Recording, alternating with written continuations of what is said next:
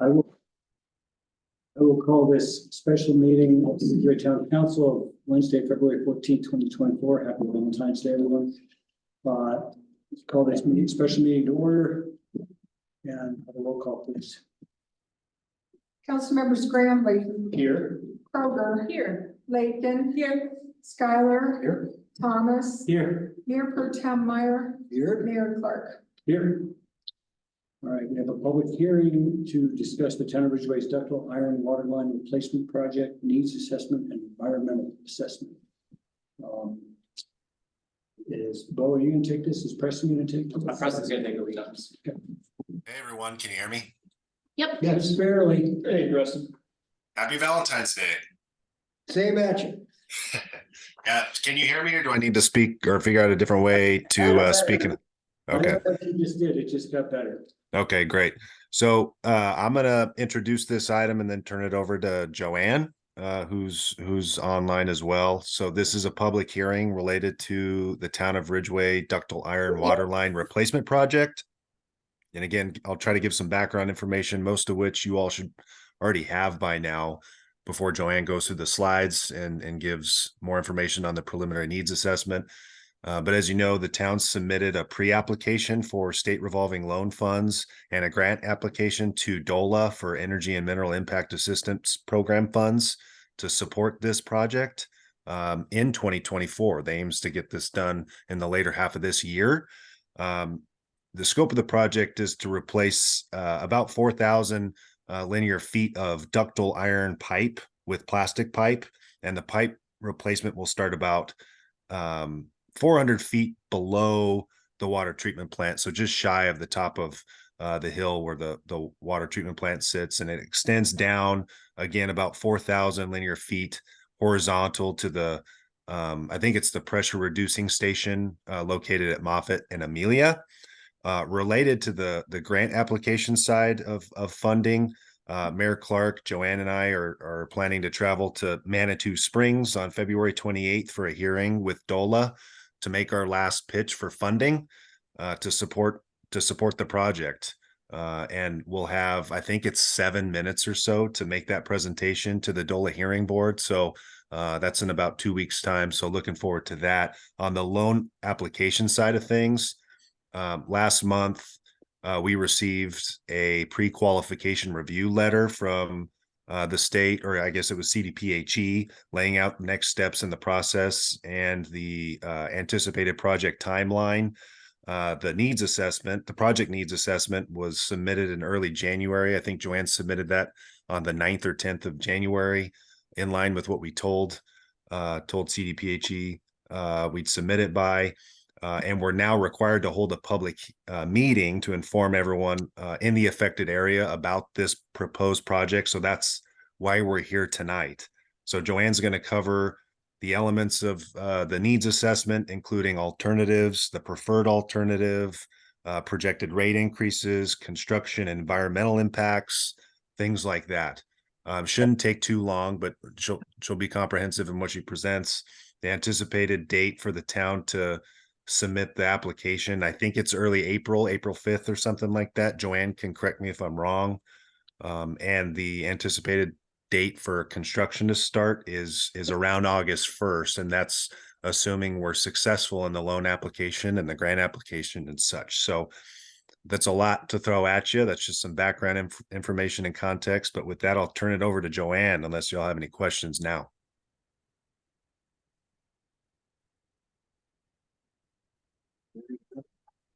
Hearing none, take it away, Joanne.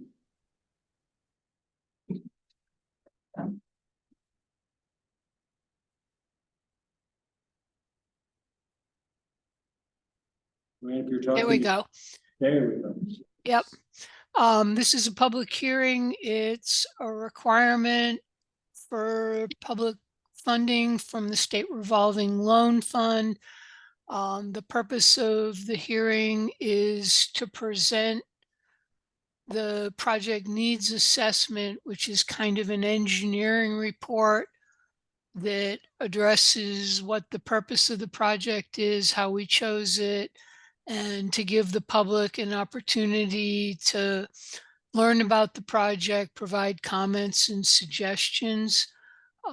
The project needs the project needs assessment requires it's actually something you complete in the portal rather than a traditional engineering report. It asks for general background information about the water system. It also covers the town's ability to manage and technically operate the system. It requires that we define the problem, develop and evaluate different options. Once the best option is selected, we have to further define what that option is and then provide a implementation plan. For the system background, this will be old hat to everybody on council, but the raw water system comes from Beaver Creek and Happy Hollow and flows through pipelines below Lake O into the pre-sedimentation ponds. From there, it flows into the water treatment plant, which has about 500,000 gallon a day capacity.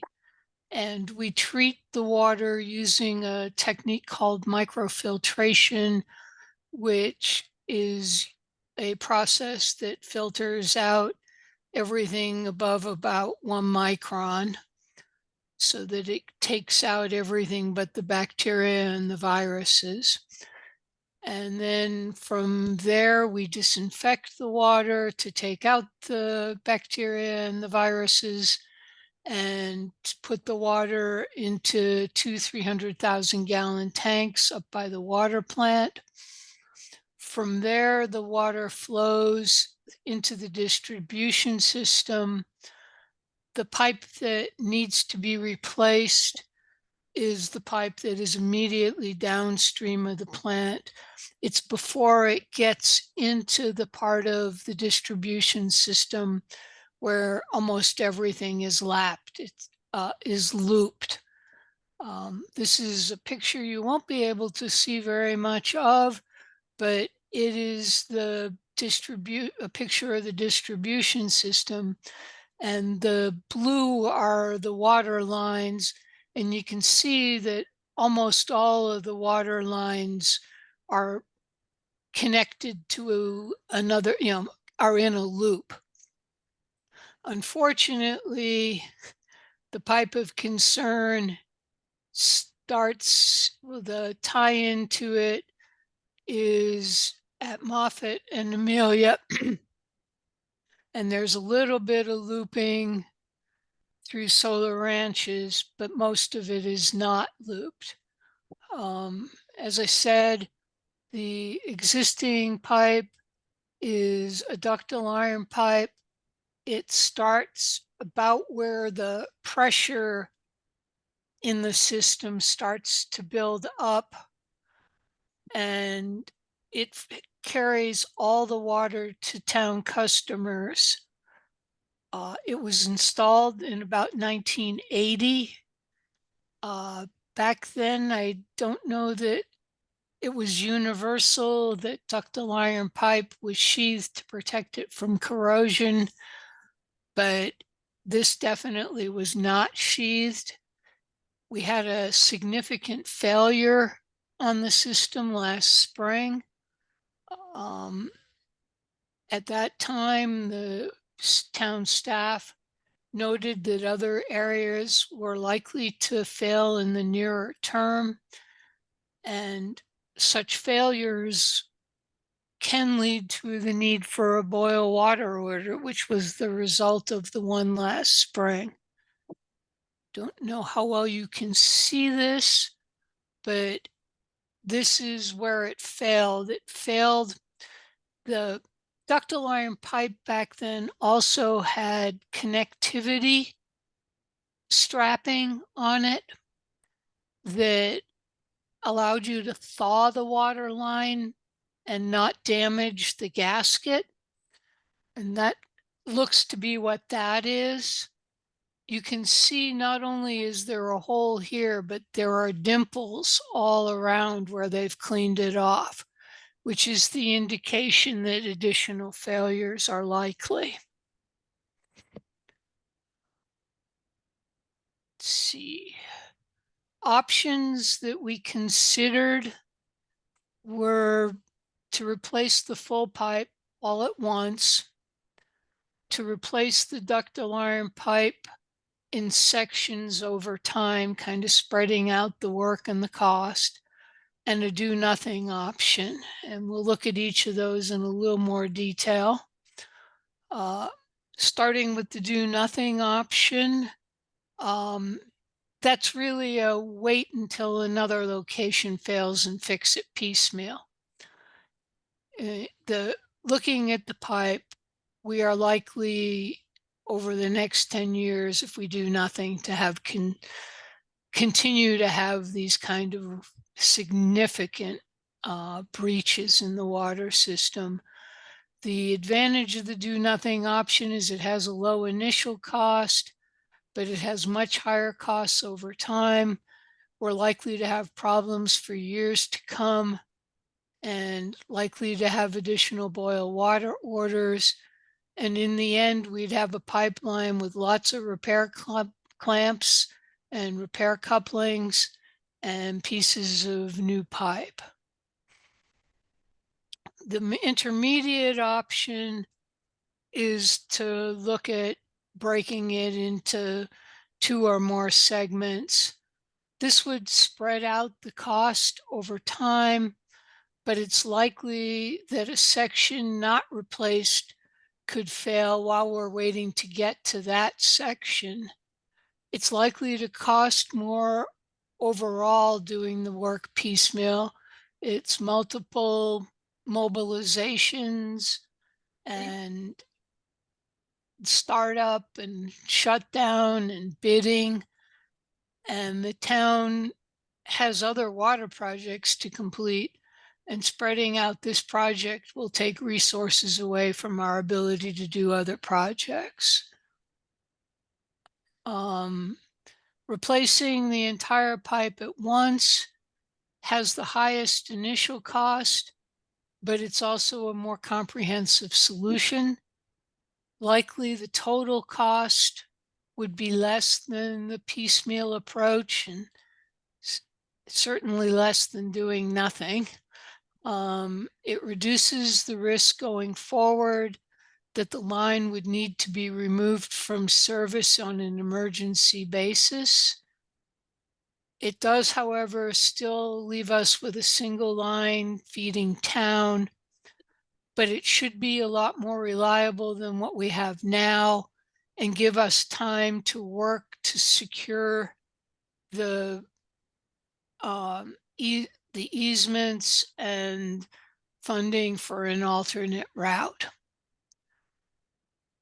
So the plan staff has selected is the comprehensive solution.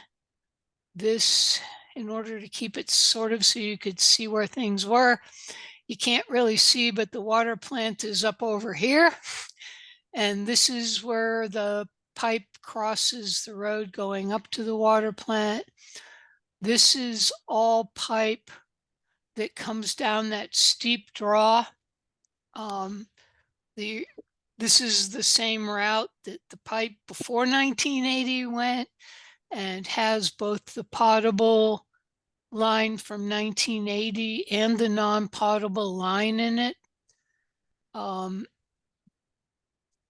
From here on, we go through a pressure regulator here now that wasn't here when the 1980 line went in. It provides the additional pressure to serve the upper parts of Solar Ranches and Western Hills and some of Cottonwood Creek and Marie Scott. But in this section, we're in the roadway and it's relatively flat. This is a preliminary cost estimate. We worked with a local contractor to talk about ideas of how to do it and what to budget for it. The costs because things have been changing so much with costs, DOLA encouraged us to have a contingency of 20%. So that's what's in the budget. And the total project cost is projected to be approximately $1.25 million. Potential funding scenario is that as Preston mentioned, we've applied for a $600,000 energy impact grant. And we've also applied we didn't qualify for any debt forgiveness with the state health department, but we do qualify for a loan at 3.2%. And we've asked to borrow $650,000, which results in a debt service of around $44,000. Impact on rates. There should be no change in operating cost. In reality, compared to the do nothing option, there may be a little bit of savings in operating costs. The additional debt works out to about $4.90 a month per tap.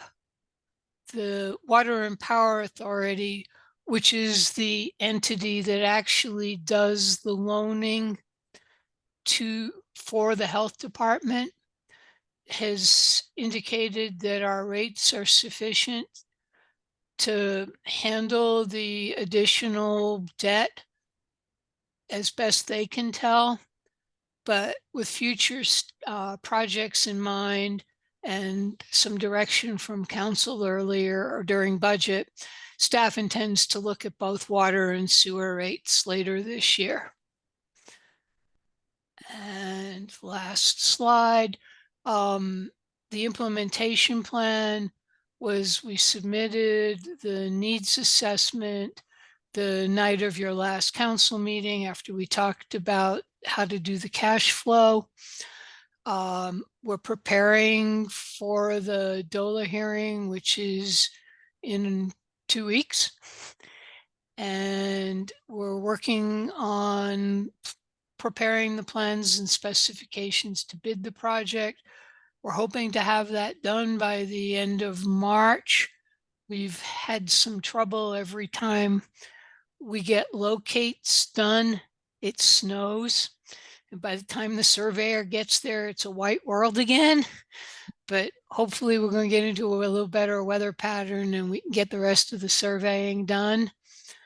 The loan application is almost complete, but we can't submit it until the health department approves the preliminary needs assessment. And so it's sort of sitting on deck. We're hoping to be able to bid the project late spring, start bidding late spring of this year. Ideally, we would start sometime in July because we want to be done before the middle of November. And I'd be glad to answer any questions. Thanks, Joanne. That was very comprehensive. Looks like a good plan, and we've got our fingers crossed. Do we have questions for Joanne? Got a couple. Joanne, the non-potable line, was that built at the same time, 1980? No.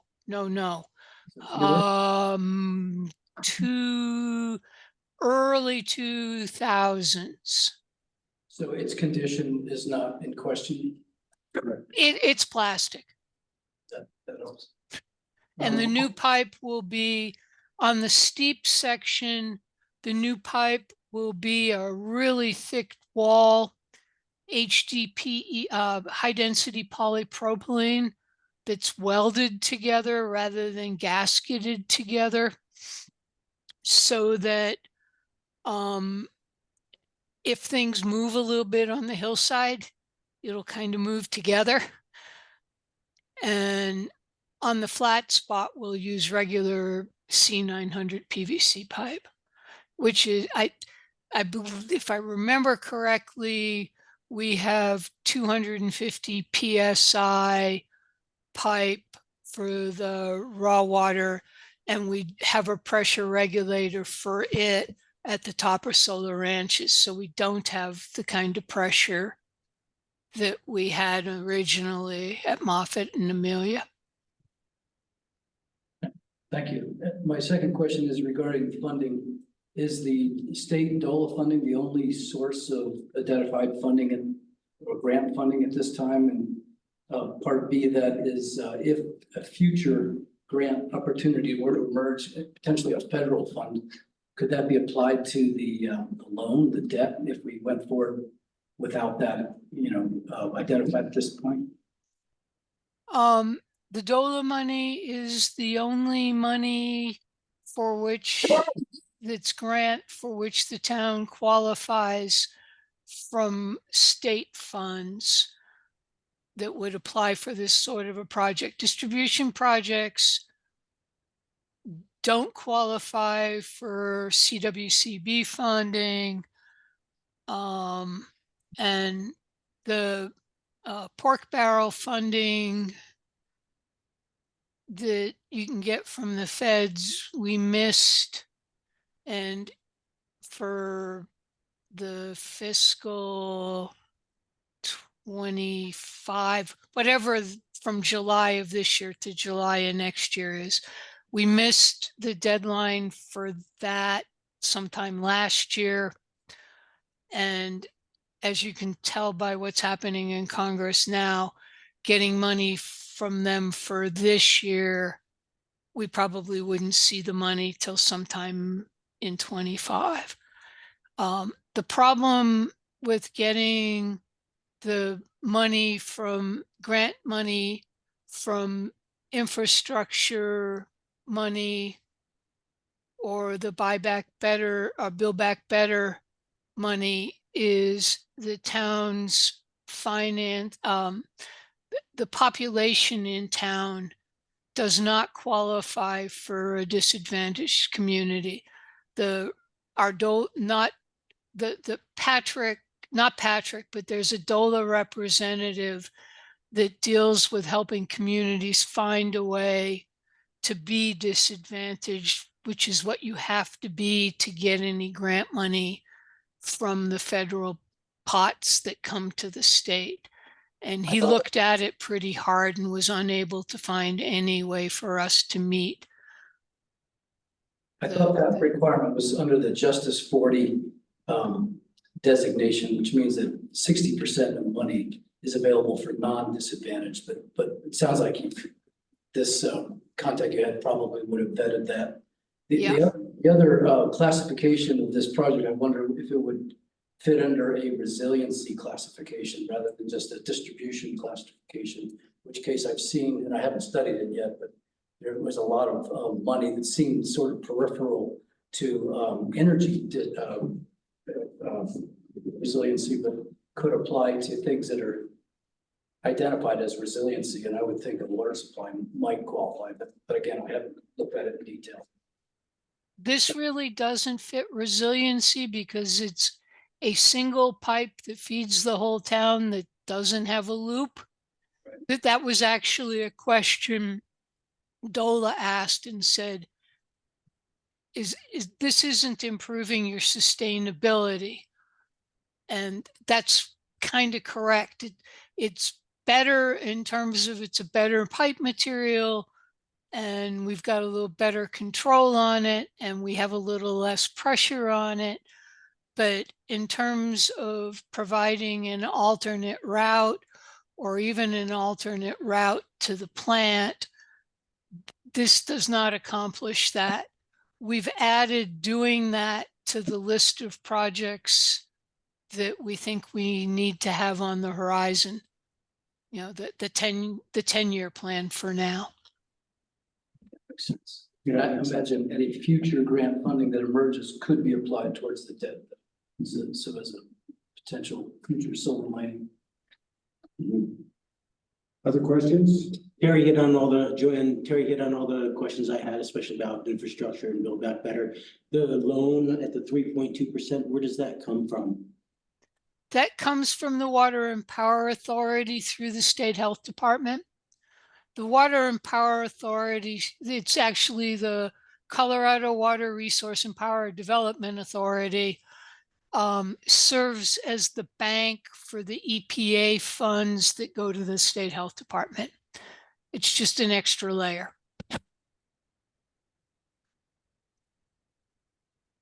Thanks, that makes sense. Anyone else? No, it doesn't. Well,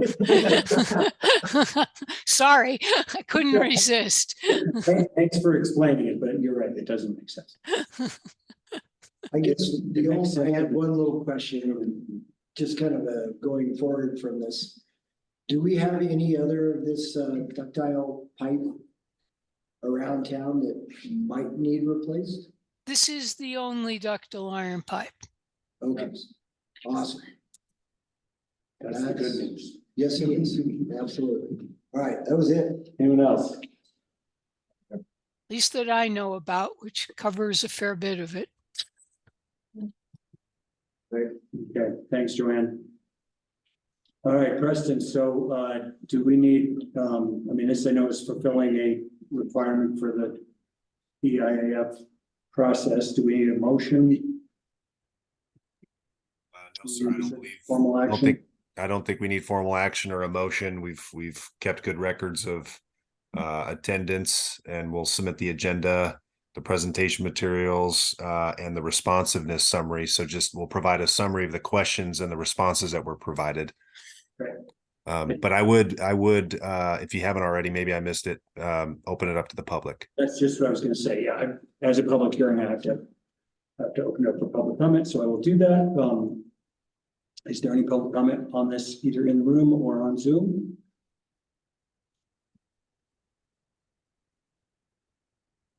This isn't typically the kind of thing we get a lot of comments on. Pretty in the weeds, but going once, going twice. All right, I will close public comment and have the record show that we've met the requirements from EIAF for this public hearing on this topic, and I will adjourn this special meeting unless someone has an objection. Okay, then we can go right into the regular meeting. Thanks, everybody.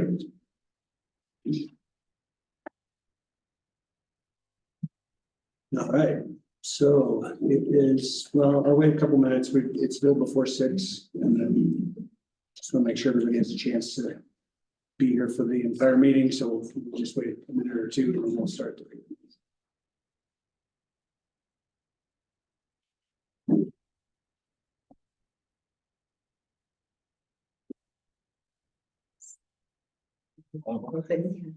I mean, yeah, very short. That's awesome.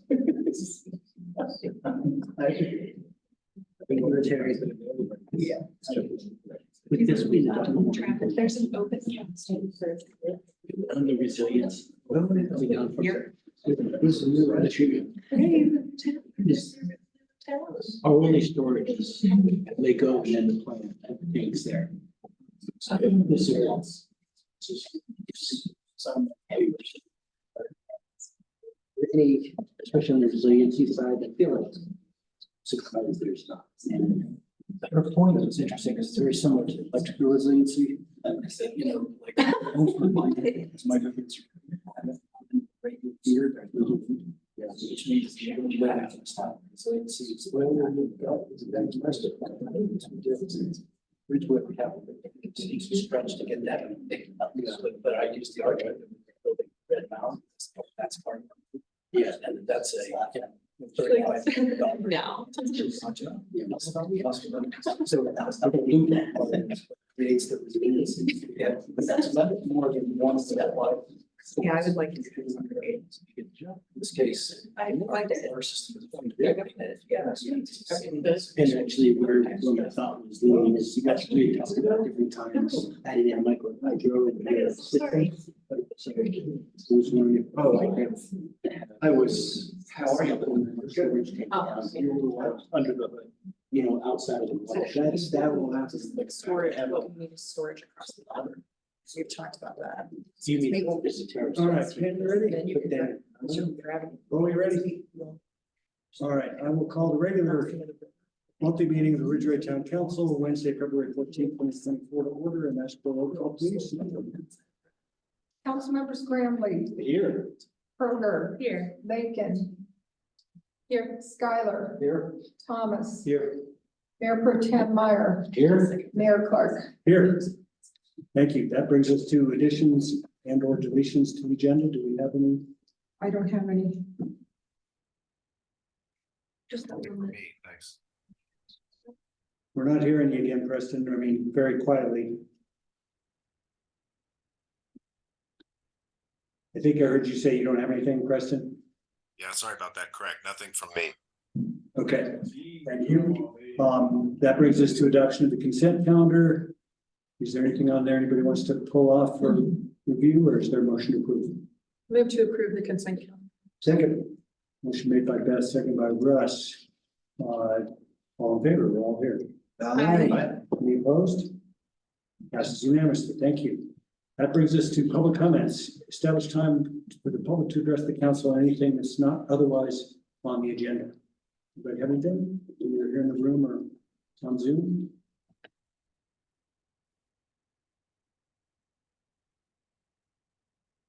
See any, so we will move along to public hearings. We have one public hearing tonight. It is item number 4, extension request to meet conditions of approval of preserved PUD preliminary plat. Location of Sabbath subdivision, part of Outlot A and Woodford addition. Address PBD County Road 23, zone residential R, owner Dowling Group LLC. Take it away, Preston. Actually, Mayor, You gonna handle this one? I'm gonna, yeah, take a start, and I think TJ is on as well. TJ is on as well. To the extent that, we need anything from him to weigh in. So, thank you, council members. I think that there's a pretty good memo from staff in the packet that basically outlines the history of this. But the project itself goes back to 2006, where there was preliminary approval. And then a 1-year extension to 2007. After that, due to, I believe, more so economic conditions, the project was shelved until 2018, when a preliminary plat was issued with conditions that needed to be met by the developer applicant before March of 2020. COVID then hit, and since then, the owner has requested a series of additional 2-year extensions. The last extension being issued in March of 22. Before you this evening, the applicant is seeking an additional extension. The applicant has requested for a 3-year extension until March of 27.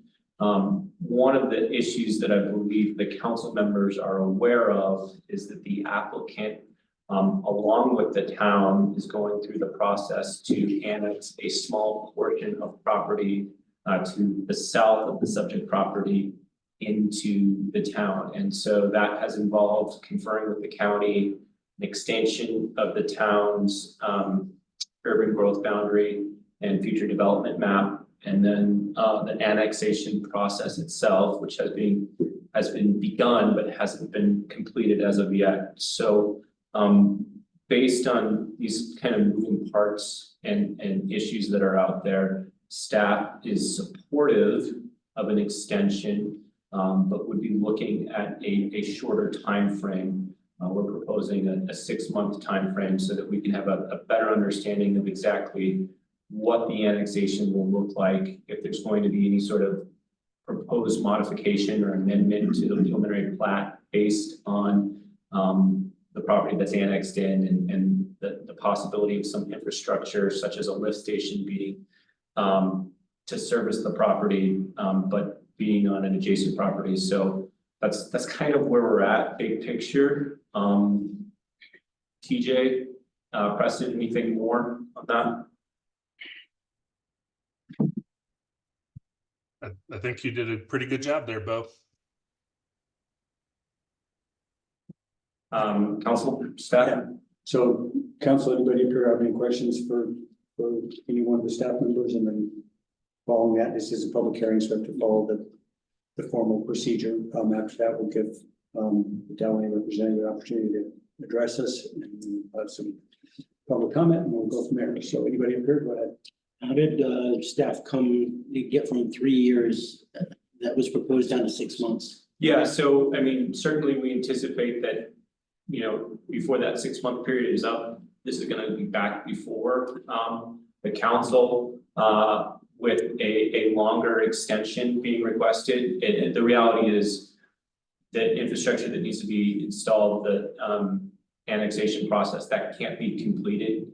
All the conditions can't be met within that 6 month period of time. But staff is a little bit recalcitrant to grant that 3 year period of time because we don't really know what this is gonna look like with the annexation piece and component. So we'd be looking at a short term, let's continue to meet with the applicant and the development team, get an understanding of their true time frame, so that hopefully when this comes back again, it's got a pretty clearly developed and defined time frame. And I think that, I don't want to speak for the applicant, but I think he would probably indicate like, hopefully that's it, right? That we're coming back for the final request for the extension.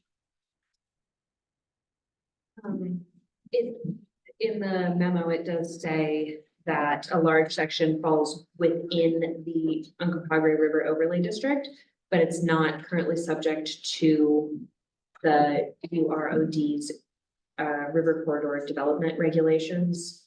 Is there a way that we can get them to be a part of the, or to be in compliance with those development regulations, or have them be subject to the URODs? Yeah, so that's a very fair question. So this is a pre-existing non-conforming development. So it's not subject to the, as I commonly say, the UROD portion of the code.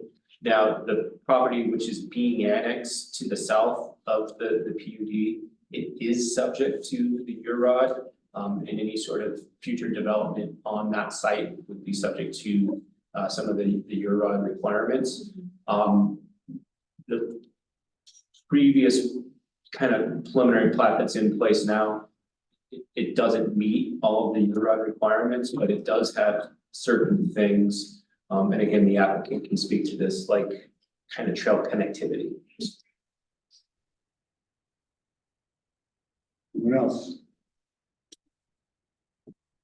Okay. Michael, you want to, I was hoping Chris was online. Chris may be on. Chris, you on? Chris Hopkins? No. No? All right. Okay, you're up. It's me. Michael Cox, 6154 County Road 23, Dalwhinnie Group. Yeah, this is actually Dalwhinnie Group's second request for an extension. First, when this was brought back about in 2018, it was owned by a different group. And we bought it about, I don't know, 2 or 3 months after they got the renewal. And after many years of it just being kind of mothballed. And we've spent quite a lot of time kind of digging into it and kind of trying to understand, you know, how this can work, because it didn't really work as it was. And we looked a lot at, you know, could we not have a lift station? Could we change the layouts and did several things and really kind of came down to, now we need this lift station. And you know, this, keep in mind, has many conditions. You know, the most recent things being that on Chipeta Avenue, which is a adjacent street, you know, we're going to need to check the soil composition before we pave that road and dedicate it to the town. You know, this is kind of like the whole, you know, County Road 23 kind of same conditions. There's a lot of conditions. And so, you know, I've just today gotten a bid from our engineering team on, you know, figuring all this out and getting it all together. So you know, we've got a road ahead, and it's not a short one. I really was hoping for that 3-year extension, but, you know, we've had a conversation, and I understand, you know, where the staff's recommendations coming from, for sure, to really try to understand this super complicated process. And, you know, look, we've got to make some new things up, some new processes up as we go. So I would ask for the extension that the staff has recommended, and know that you're going to see me again. So thank you. But with a more defined timing. More defined time. Anyone have any questions for me? Seems to make sense. We're all on the same page. So it's- Okay, unless there are any other questions, I'll open up for public comment. Anybody in the audience here in the room or on Zoom, anything they want to add or comment on?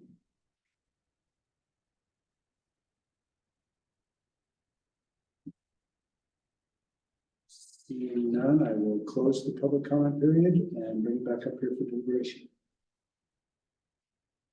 Seems like a good approach. I mean, I understand the delays and seems like a good approach to do that, so I'm for this. Anybody else has anything? I'll move to approve the extension for the preserved preliminary PUD, preliminary plat subdivision for about 1A, the Woodford edition for a period of 6 months. The same conditions assigned at the March 14, 2018 approval. Allow up to 6 months to meet those conditions, I guess. What we're supposed to say that? Is that Yeah, just a 6-month extension of the. I'll second that. okay? Motion by Russ, second by Beth. Any other discussion? All in favor? Aye. Opposed? That's unanimously. Thank you. They'll be well town. Thanks, Mark. All right, so that brings us to policy matters, item number 5, Ridgway Area Chamber of Commerce presentation on marketing and promotion activities and financial status. Ashley, welcome.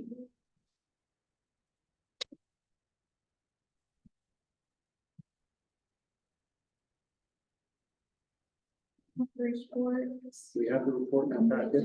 Great. Yep. Great. Well, good evening. Thank you all for having me. I appreciate checking in. I trust you all have had the opportunity to review the report at this point in time, so I'll keep this pretty brief.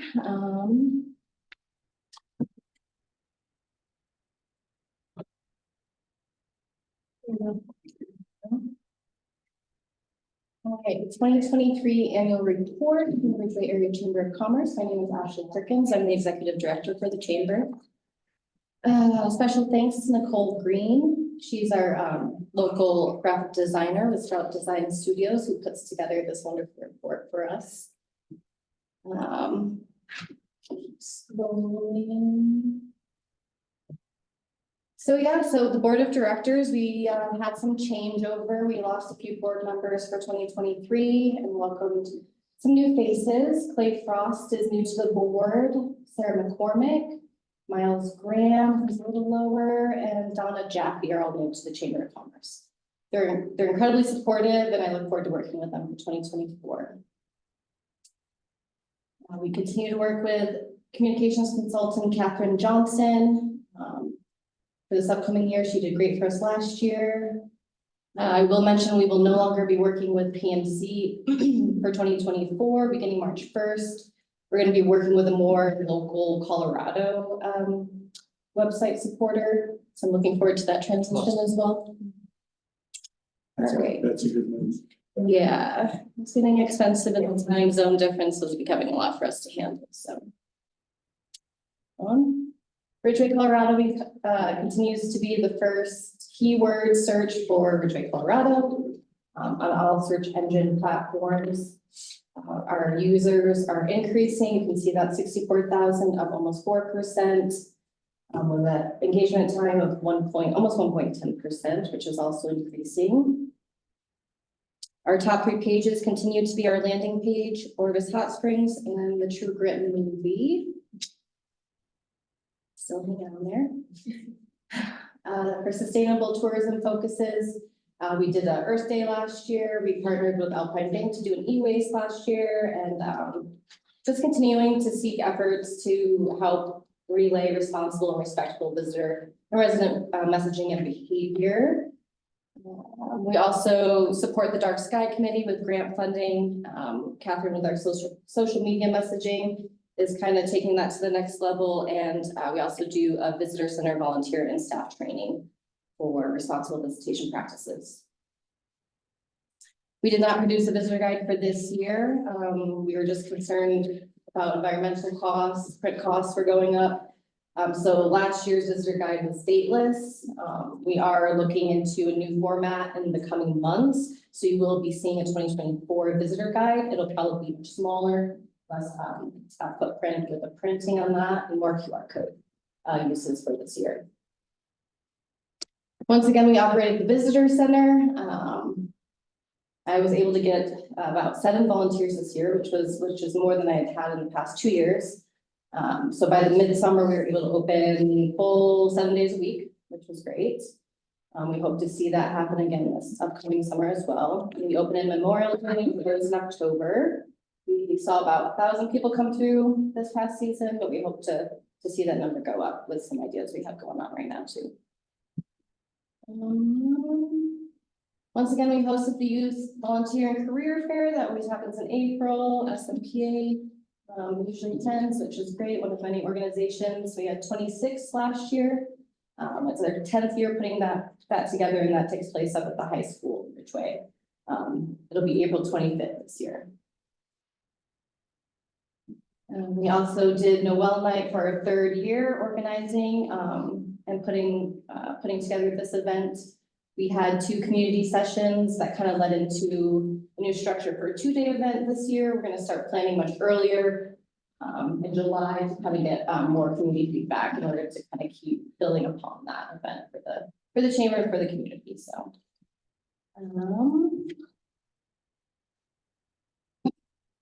Once again, so each year we donate or we support the Stargazing Marketing Matching Grant with $2,500.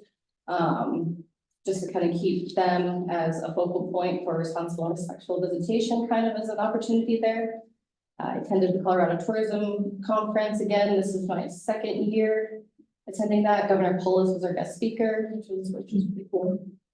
The Gravel Adventure Field Guide, Tanya Ishikawa, our board secretary, is really enthusiastic about that. She's put a lot of time and effort. We're working with groups out of the West End, and that will be in publication at the end of March, and we'll have our launch party at the end of April.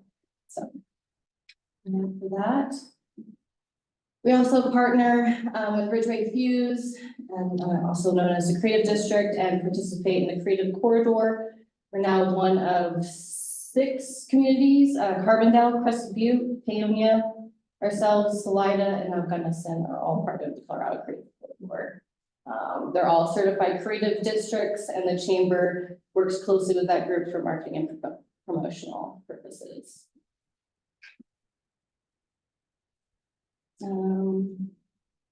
Membership, we're still at about 60 members right now. We currently have an internal membership section of our board that's looking at ways of restructuring there. We hosted 3 business after hours in 2023. And did a member and volunteer appreciation dinner in October, and had about 60 people at the Million Roadhouse, which was fun. Financials are similar to 2022. However, we saw about $2,000 decrease in lodging tax.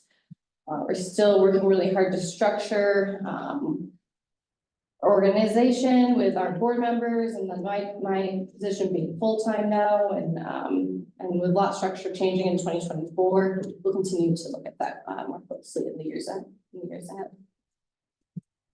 So I kind of wrapped up the report with a bit of a slideshow just to kind of show you where we're at. You all know that we signed a new contract with the town.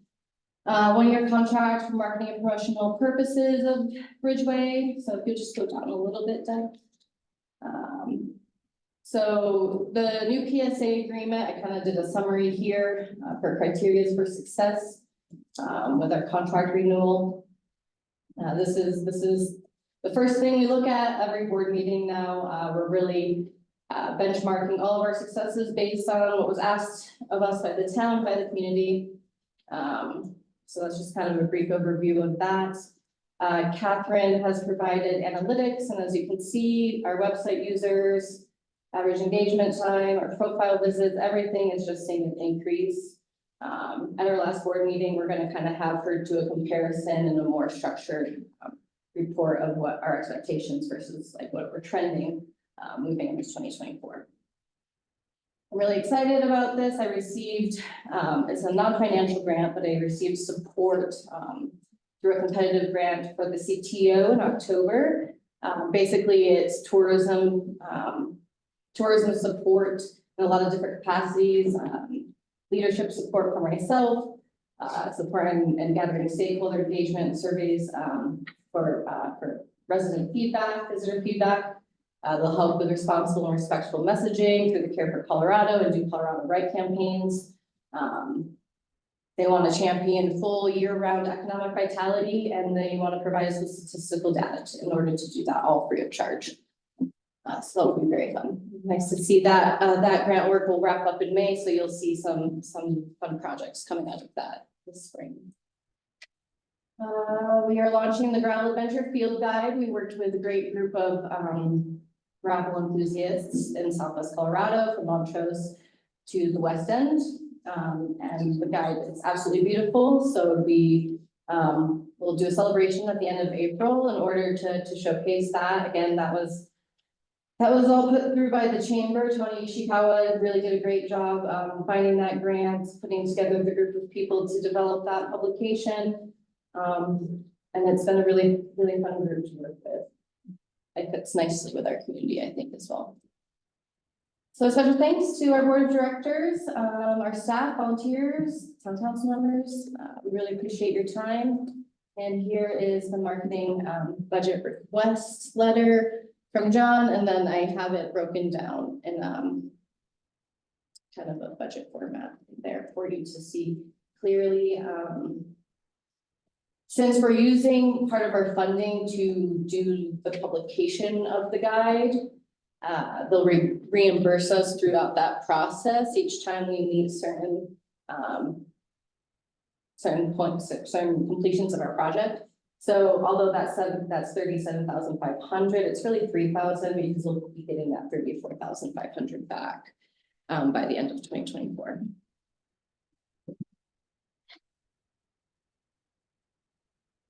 And please feel free if you have any questions. I'm happy to answer for you.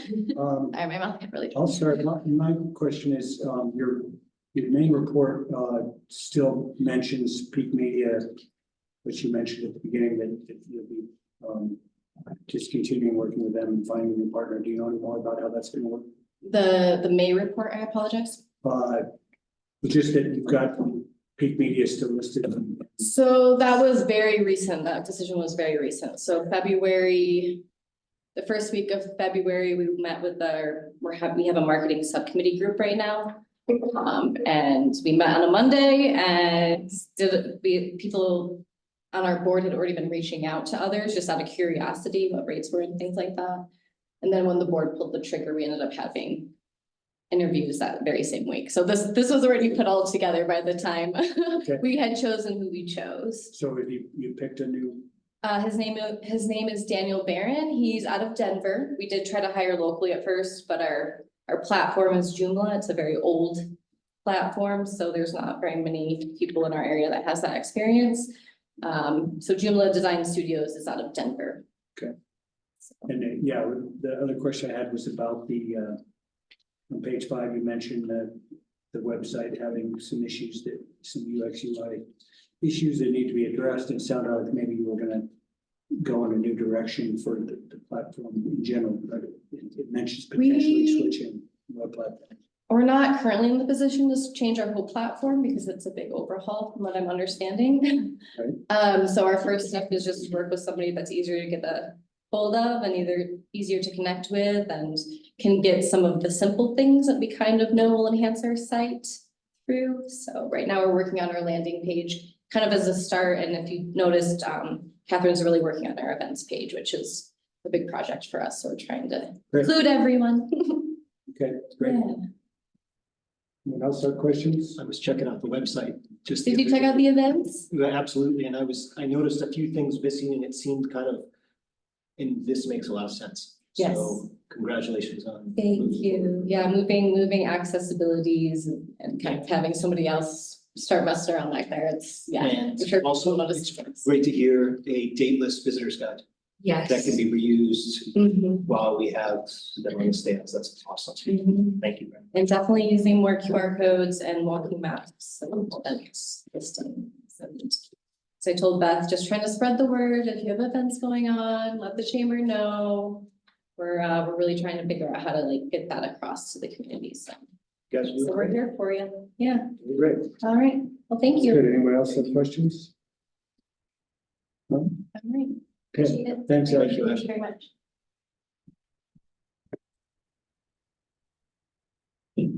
All right, so that takes us to item number 6, interviews for Town of Ridgway Sustainability Advisory Board applicants and appointment of.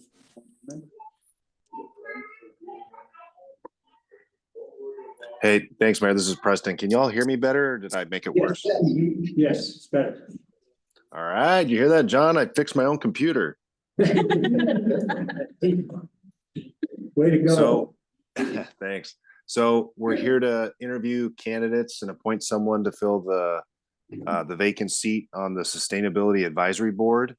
A few months back, Miss Vicky Haas stepped down from the SAB, creating that vacancy. And over the course of the last, I think, couple months now, the town solicited letters of interest for that open seat. And in all, we received 4 letters of interest. And Deb, you might be able to fill in better than I can. You're the one who received the email, I think just yesterday or today, but one individual did rescind the letter of interest. I think that was that Sean Hart? Yes, it was Sean Hart. He just got a couple other contracts to do some other work and he just won't have time to do it. So Good to know. he's gonna stay involved as just a participant. Great.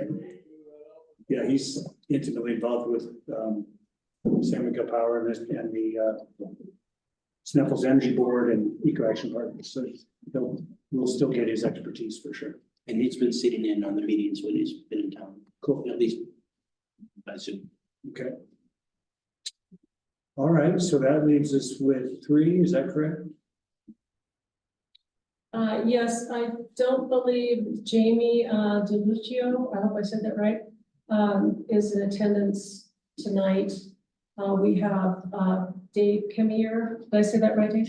Kamier, and Brian Patton here. It's on Zoom, I saw that. Yeah, just judging from Jamie's email, it sounds like she's, assuming that's a she, is, you know, her letter of interest is pretty minimal, and she said she's fine if somebody else gets it. Yeah, I think it was more of a, if no one else will do it, she said she can do it. Okay. All right, well, we have all the letters of interest in our packet here, but I want to give the 2 applicants that are one in the room and one on Zoom an opportunity to address us. So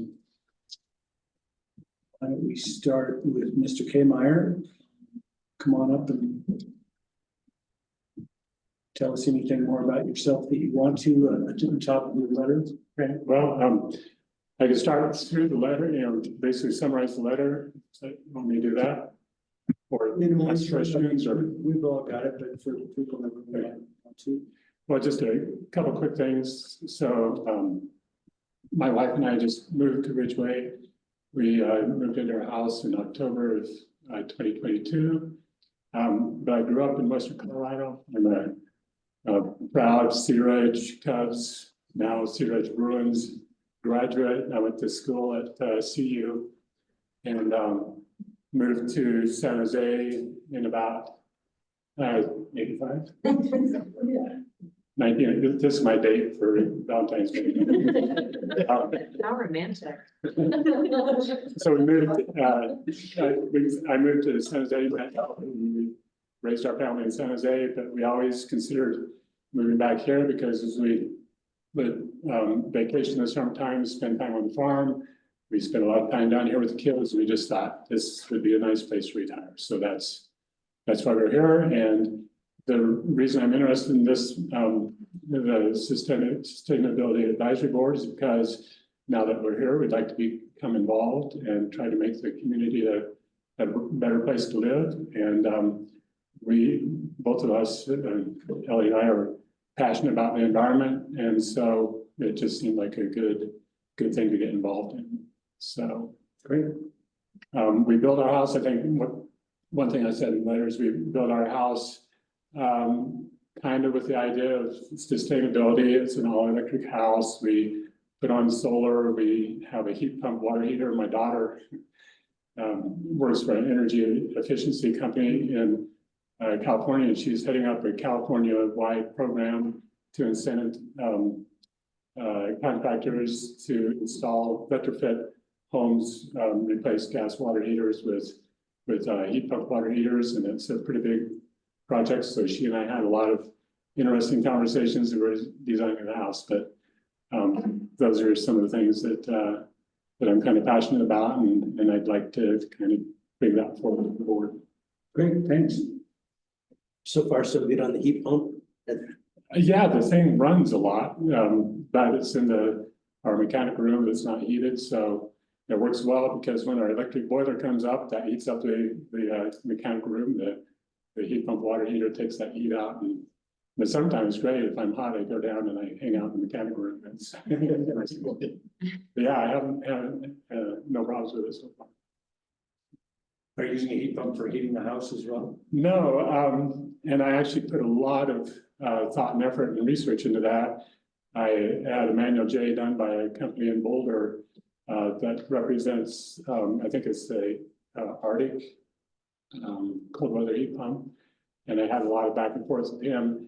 And I came to the conclusion that, and talking to our contractors, I came to the conclusion that nobody around here has done very much with cold weather heat pumps.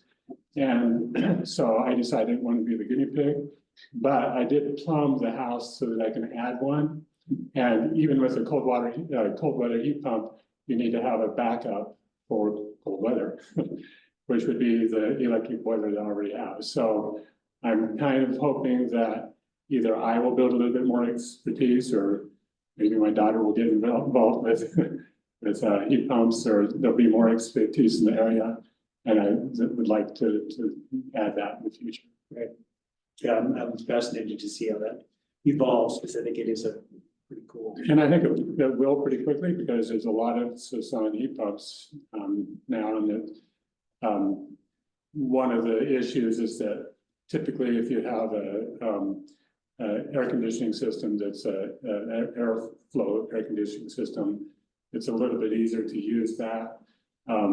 I'd be hooking into my hydronic heating, and it's a little bit more complicated with that, but maybe we'll see some of the, conventional heating systems move to heat pumps a little bit faster than the others. Okay. There is a contractor on that called Grizzly Air. Check with him. Has he done some? That's his main focus now. Oh, okay. Yeah.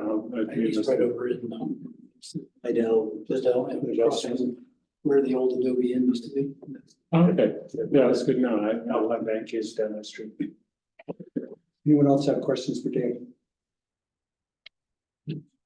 Are you filling your gas tank with sunshine? I am, yeah, right. And that's in fact, we charged up a little bit here right before the meeting. Why not? I guess it's not really a gas tank. Yeah, no, we've got, that's nothing. We did the house, we put in 250 volt in our garage, 2 outlets, so that we eventually would like to be all electric, but we're not quite there yet. So it sounds like you've got some personal experience too, not just with the farm. Were you working on Surface Creek water? Well, so growing up on the farm, I'm very familiar with that. We have I think my letter said we have a reservoir up on Grand Mesa, so I'm also familiar with filling rights, and we've got decrees out of the reservoir. I mean, out of the Surface Creek, we have 2 decrees out of that.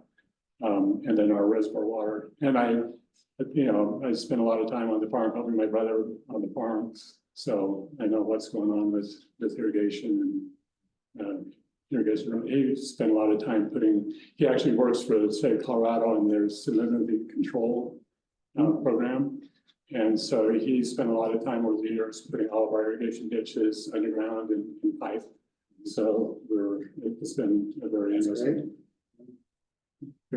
to work with him. He's a good guy. I like going out and I like the tractor work. He doesn't. He likes to irrigate. I don't. So that was pretty good compromise. Jake, can you send a question? What's that? Oh, Jake. Go ahead, Jake. Hi, not so much a question, but just wanted to share this information that there is actually quite a bit of cold climate air source heat pump heating installed in this county and even in San Miguel County too. For example, Space Create is heated with heat pumps. The Sunnyside Affordable Housing in Telluride is heated with heat pumps. The Erie County Courthouse is air source heat pumps. And there are a number of other people who have them installed. So we've got quite a few guinea pigs, and we're trying to be the ones in this area with EcoAction's help to prove that that they do work. So just wanted to share that information. So sounds like a good focus for my position on the SAP. Yes. Thanks, Jake. Thanks for sharing that. Anyone else? Comments, questions? All right, thanks, Dave. Thank you very much. Appreciate it. So I believe Brian is on Zoom. Brian, you want to give us any more supplementary information on top of your email of interest? Sure. I can just give you a little background on myself. Been out in Colorado. I was born and raised in Illinois, lived out here since 1999. Had my stint down in Denver in the Front Range and moved up to Pine. It just got too crowded and crazy. And as soon as we started having kids, we found this was a great place to raise them. So we came over to the Western Slope, and I have a 7th grader and a 5th grader here in the school system here. And I'm on the school board here in town and the Mount Snuffles board. So on that note, I just, think it's very important to give back to the community, and especially on the younger focus, leave it better for them than we have it, and it's unfortunately, I don't see things going that way right now. And that's kind of what brought me to the sustainability and having this interest. I work over in Telluride. I do AV and smart home installs and stuff like that, with all the thermostats and the shades and the blinds and all that. So I do have a very good interest in this area. And I used to work many moons ago, about 20 years ago, for the power company too. So I do have some knowledge about that. And also, I think our water resources here are something that I would like to see a good focus on. That's something as we go down the road as diminishing. So I don't know. I just saw this opening in here and thought if I could help at all and get onto here, I'd be happy to do it. Okay, great. Thank you for your interest. Anybody have questions for Brian?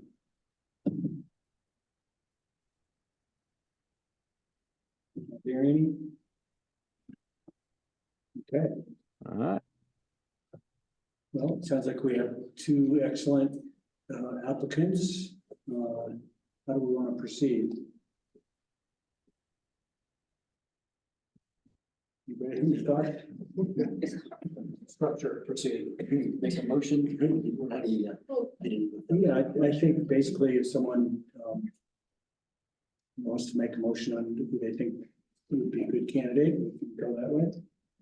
Well, I will, in light of both of their presentations and the fact that Brian is already beginning to integrate into the community, and it looks like Dave is interested in doing that, I would propose that we consider Dave as filling the slot for now to give him a chance to do what Brian's already started to do in the community, just get involved in things that they're passionate about. Are you proposing or are you moving? I propose that I move and I move. I will second. Boy, that's the one.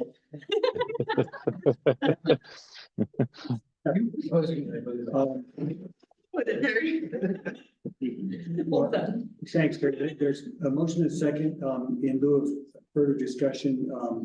I was kind of leaning this way too, Brian.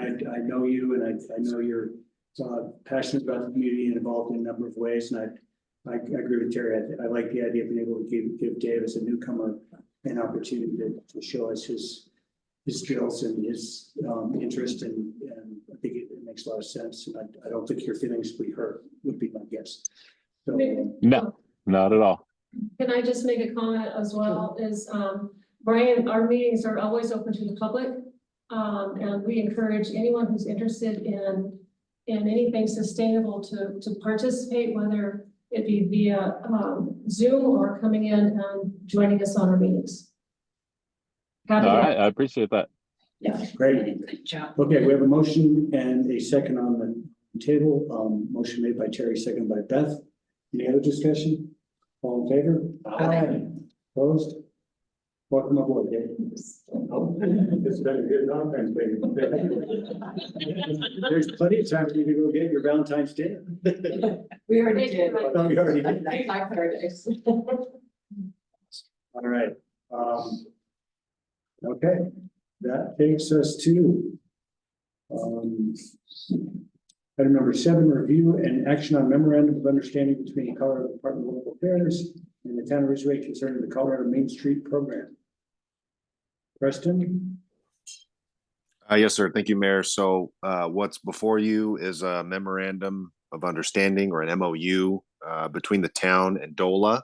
It lays out the promises and expresses that the town continues to agree to meeting the requirements of the national and Colorado Main Street programs. And for many years now, I think we're on, I don't know, year 11 or so, John, as a formal, or maybe that's creative district. I don't know, maybe Main Street's longer, but as a formal Main Street community, comms has helped the town out tremendously with revitalization strategies, technical assistance, to help identify and leverage all the opportunities and resources out there to further the Main Street Center's program goals. And comms provides the town with all the information to promote the Colorado Main Street program. And again, I mentioned the technical assistance and training opportunities. So this is just simply a renewal MOU. I'm forgetting when the last MOU was put into place, but the term of this would be from February of 2024, and it would remain in place until terminated by either party. Sounds good. Yeah, I was just looking back.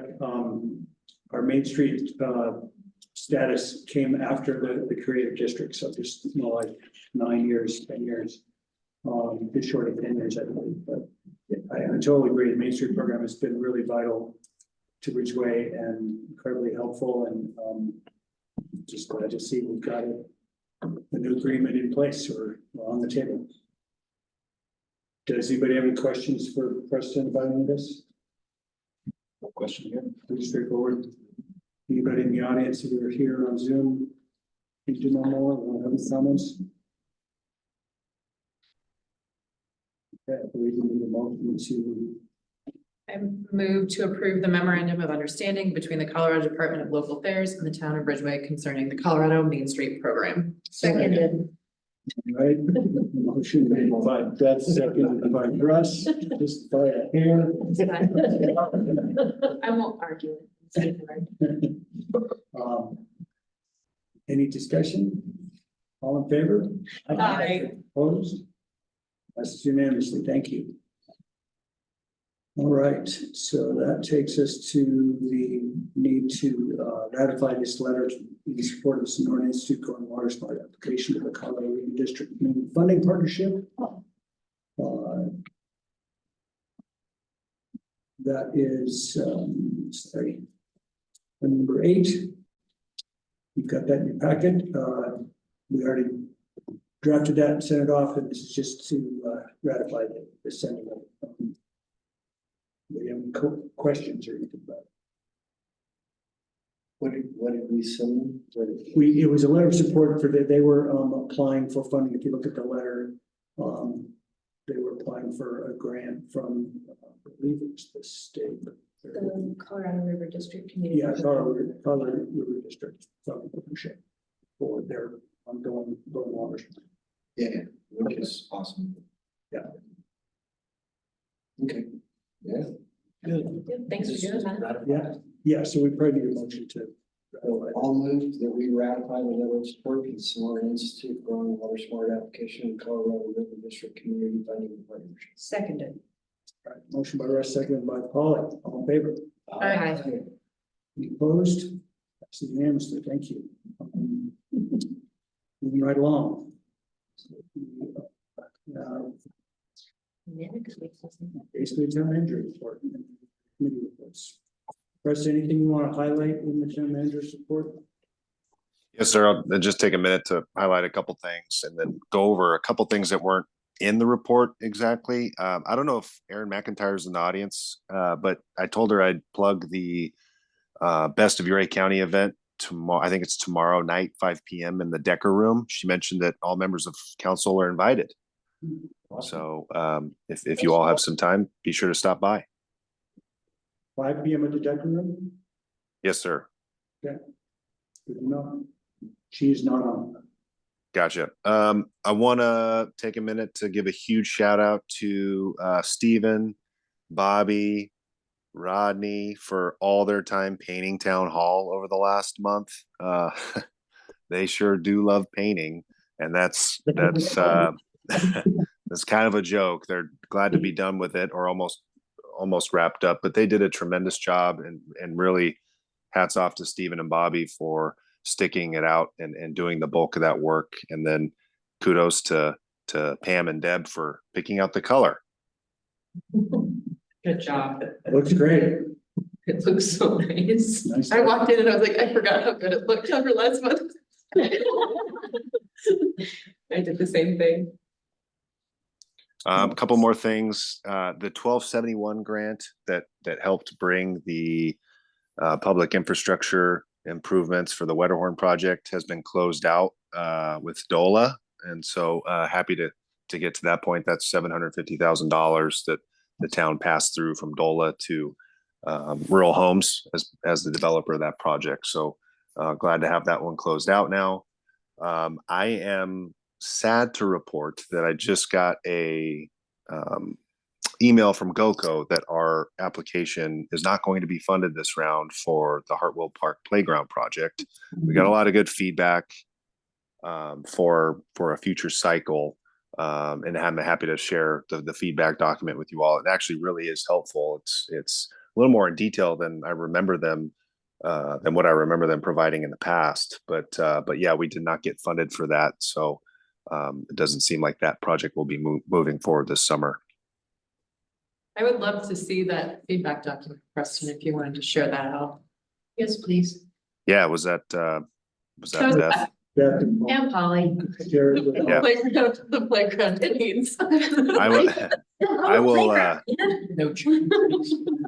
Was I responsible for scuttling it by putting the bouncy house in there? Dang it, James. Funny you mentioned that, because that's exactly what did us in, I think. I'll share that with the entire council. I'll forward it on. I think hopefully you all had a chance to go through it. I know I sent it out this morning. Sorry for the late notice on that.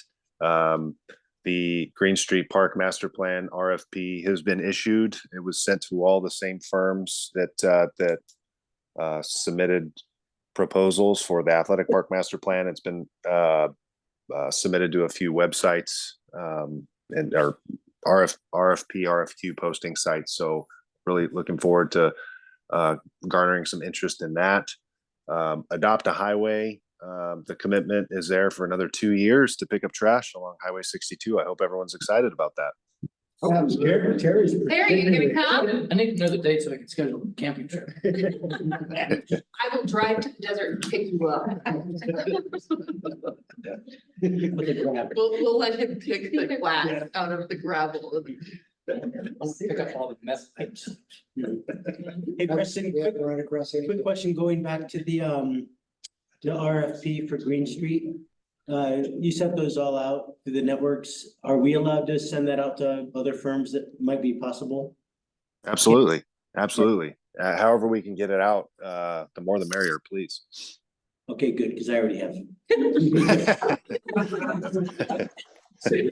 Twice. Forgiveness, permission. Yep, I just said that mainly, yeah. That's totally legit. Two more things I just want to highlight real quick, but there's more information in here. The GAC project, last month we described how it was the design was sitting with CDPHE for quite some time, longer than usual, waiting for them to sign off. Well, we finally heard from them and they've signed off. And so we've been able to issue that notice to proceed to Filter Tech, and they will begin and hopefully have already really started the fundamental pieces, but started building those units and skids for the GAC projects. That's several years in the making. So that's exciting. And I know Joanne's happy. That's really exciting. And for anyone who doesn't know, GAC stands for granulated activated charcoal, I believe. Granular activated carbon. Carbon. Yeah. Same. Same. Same. Stop it, stop it. Anyway, long time coming, very excited to see it. Yeah. Finally on the cusp of happening.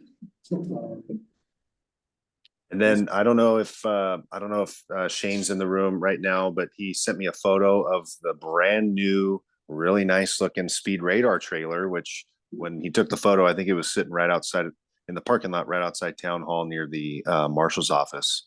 But it really exciting to get something better functioning out there, and nicer looking than what we have currently.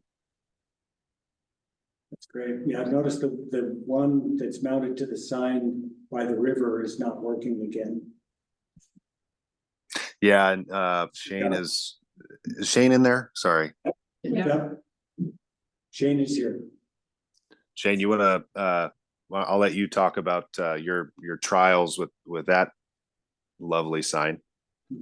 So we kind of encountered it with both signs. They're not user friendly to reset. So what we have to do is we have to unplug them, shut them down for a period of time to build the solar battery back up, and then hope that when we plug it back in, it resets them and that they function. One on the west end of town, we struggled with for quite some time. Finally, CDOT replaced it with the unit they had, and that one's worked well. Now we're experiencing the same issues on the side of the river. I'm hoping tomorrow to be able to reactivate it and hope that it'll come on. It randomly right now kicks on for a few minutes, really sunny days, and then shuts off. So there's some issues with it, and they're not serviceable beyond unplugging and back without sending back to manufacturer. Next time we look at them, I think it's a little more serviceable, field serviceable in the future. And the new radar trailer will give us a lot of capabilities.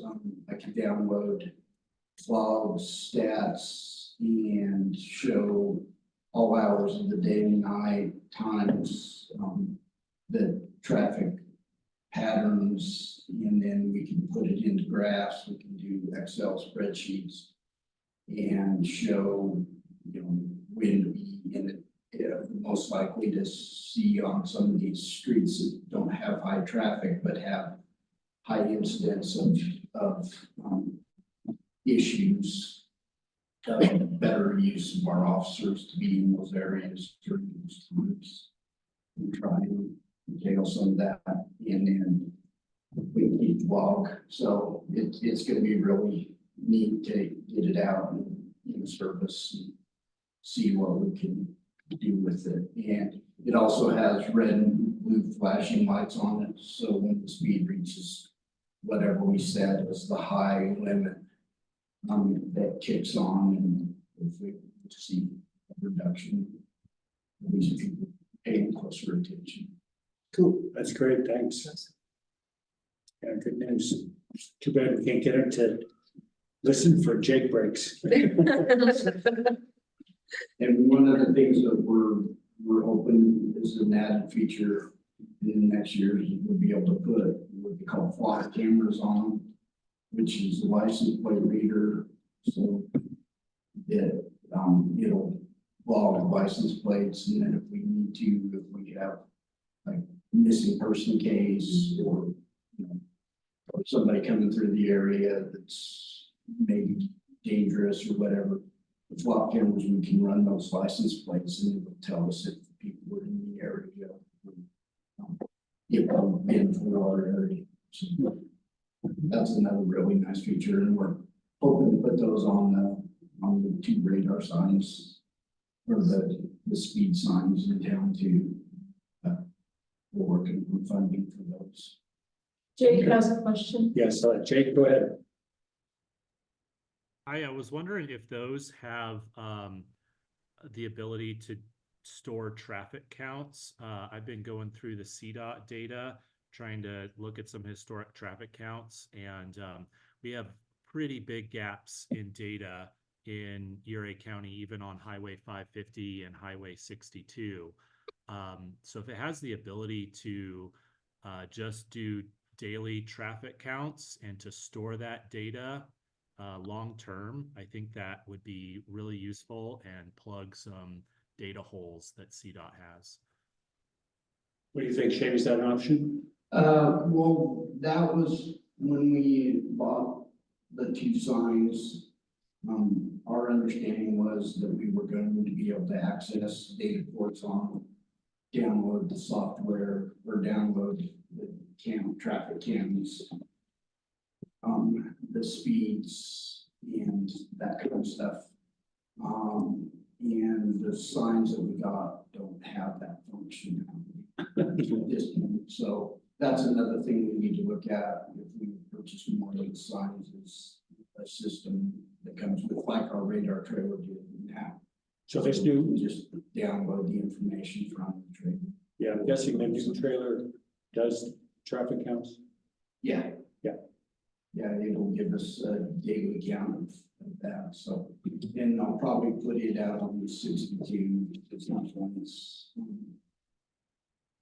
other than placing, it's kind of difficult on, or when they're eastbound side. Right, Jake, I don't know if you heard much of that. Basically, the 2 permanently mounted speed signs at either end of town were supposed to include traffic count capability, and they did not. And we've had nothing but trouble with them. So at some point, when we can afford to, we'll probably look at replacing those with a better unit that's more serviceable and more capable of capturing data like that. But the new trailer that we were talking about initially can do traffic counts, but it's not going to be on the highway full time. So that'll just be, I don't know, maybe we can do sort of a few days a month that we do a regular stint on 62, so we can get some, at least some regular traffic counts, yeah, on like a weekly basis or something. That makes sense to you, Jake? Yes, I was able to hear what Shane said. Okay. And that's good. And just wanted to let be aware that CDOT doesn't have the data that we think they do. Just a couple scattered weeks per year here and there. Right. Well, for years, all they would do is put out those little rubber hoses to do traffic counts, as far as I know, but maybe that's changed recently. Anyone else have questions or anything else you want to touch on, Preston? Yes, sir. Last thing, huge shout out to Mr. Terry Schuyler, that microgrid construction grant that he penned for the rooftop on Space to Create was successful. And I think that we're waiting on a contract with DOLA, right, Terry? Right. Final sign signatures on contract. So well done, Terry. Yeah, appreciate it. Nice, man. 46,900. Awesome. Which is after the federal rebate would bring the total price from $70,000 down to $16,000 total out of pocket from town. That's awesome. Good for you. All right, anything else, Preston, or does anybody have any questions, comments for Preston on the town manager's report? Happy to answer any questions. I think the jokes are pretty good from Ridgway and Russ. I don't know, The bonus joke, the bonus joke on. the bonus joke was like. Russ got me though, Russ made me laugh at yours, but that might be expected. That's a fraction of people. I am the fraction of people.